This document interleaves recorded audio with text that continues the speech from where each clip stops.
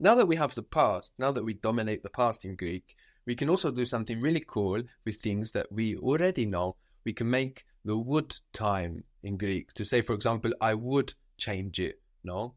First, we need to build I was changing it. So how's that? To άλλαζα. To άλλαζα. Good. So we have our open standard form of the verb, no? For I was changing. To άλλαζα. I was changing it. And then we add tha to this. So how would that sound if you added tha to that? Θα το άλλαζα. Tha to άλλαζα. And this gives us I would change it. So we just used the open past, the ing, the ongoing past, no? With tha, and we get would. I would change it. Tha to άλλαζα. I wouldn't change it. Δεν θα το άλλαζα. Then θα το άλλαζα. I won't, I will not change it. Δεν θα το αλλάξω. Then θα το αλλάξω. Good. So this is actually very interesting, the fact that we build this time just adding elements that already exist. And the fact that many other languages do the same thing, such as Arabic, for example, suggests that the would time came much later in language, which would make sense. Of course, we didn't begin our language journey talking about hypothetical would's, no, but more concrete things. So we achieve the meaning of would combining pre-existing elements of the language structure, no, and in this way get a new meaning to express something new, combining tha with the open ongoing past. How would you say I'm buying it? And the it is a feminine thing. Την αγοράζω. Very good. Tin αγοράζω. We are buying it. Still feminine thing. Την αγοράζουμε. Very good. Tin αγοράζουμε. We were buying it. Την αγοράζαμε. Very good. Tin αγοράζαμε. We would buy it. Θα την αγοράζαμε. Very good. Θα την αγοράζαμε. What is I do or I make? Κάνω. Κάνω. I was doing it or I did it. This would be the same for κάνω because, of course, we don't have an alternative version for κάνω. So I was doing it, I did it. Έκανα. Έκανα.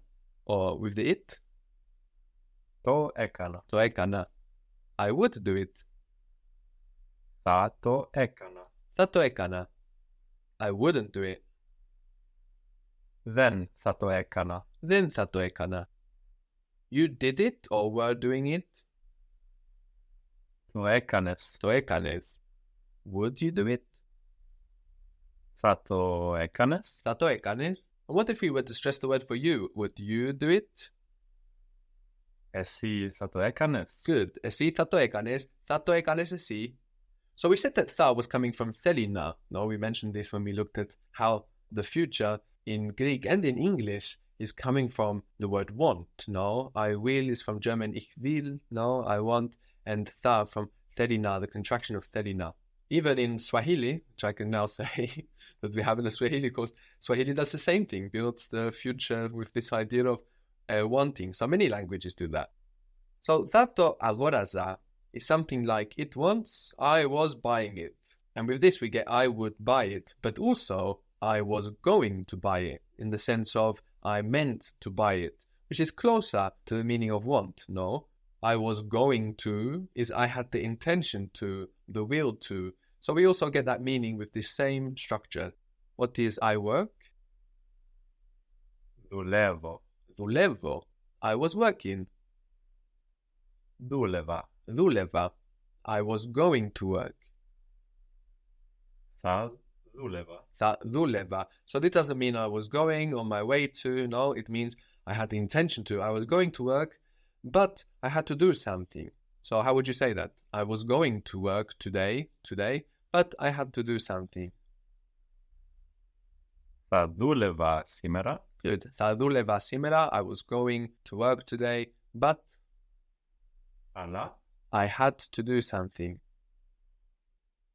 έπρεπε να κάνω κάτι. Good. I was going to work today, but I had to do something. Θα δούλευα σήμερα, αλλά έπρεπε να κάνω κάτι. I was going to do it, but I had to work. I was going to do it, Θα το έκανα.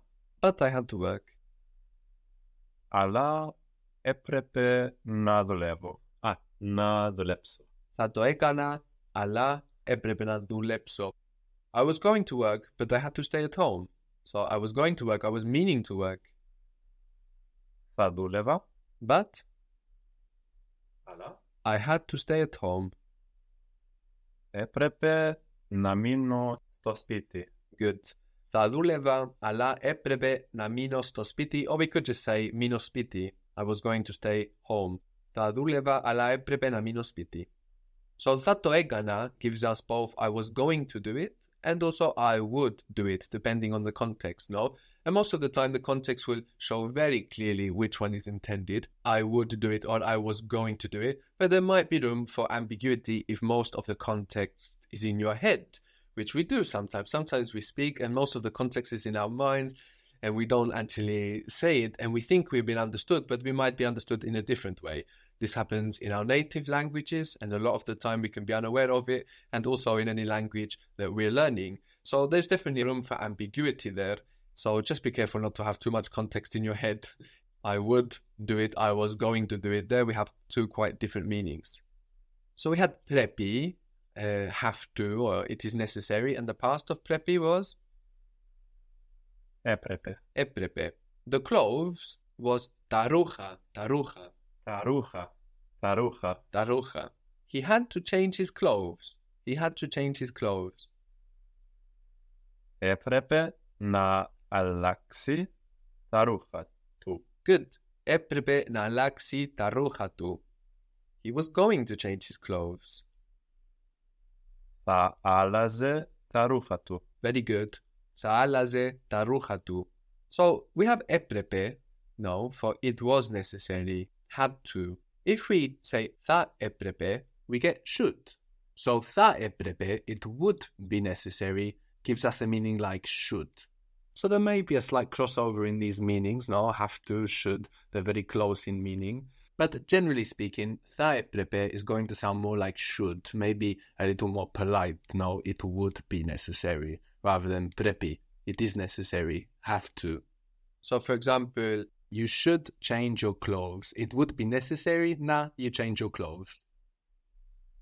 Θα έπρεπε να αλλάξεις τα ρούχα σου. Good. Θα έπρεπε να αλλάξεις τα ρούχα σου. And if you were to say them, referring to the clothes, like you should change them, Θα έπρεπε να τους αλλάξεις. why τους? Oh, it's τα ρούχα. Θα έπρεπε να τα αλλάξεις. Good. Θα έπρεπε να τα αλλάξεις. Well done.